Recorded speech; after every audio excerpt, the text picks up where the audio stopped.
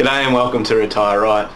It's amazing to think the end of the financial year is just about upon us, so today I just thought I'd put a little bit of a quick video together just to talk about the upcoming changes and 4 major tips that I think that all pre-retirees and retirees just need to take into consideration as they lead up to the end of the financial year and into the new financial year.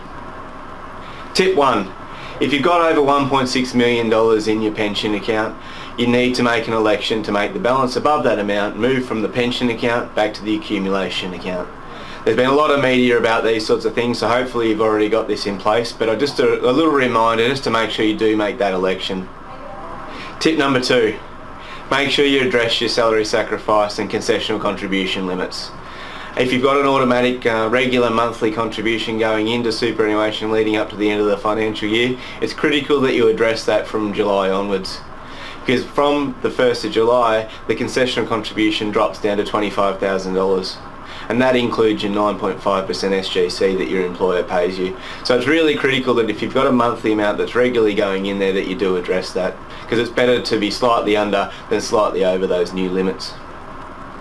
The third tip is non-concessional contributions and after-tax contributions and understanding the limits. There are benefits of putting contributions in before the end of the financial year, and that then changes from the limits then change from the 1st of July. So it's really important to understand what the new limits become and potentially explore the opportunities to get a contribution in before the end of the financial year.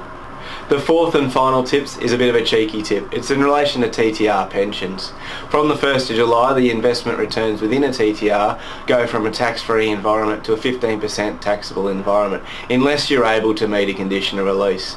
So one of the things that you need to just consider if you're in that 55 to 65 age bracket is, would a change of employment or would a potential retirement maybe allow you to move your TTR pension to an account-based pension and keep that tax-free status. So it's really important that you get financial advice on that, but it is potentially a little thing that a lot of people haven't thought about to enable you to save a lot of tax if you're in that age bracket. So I hope you found those tips useful, and remember, you're never too young or never too old to start thinking about your retirement.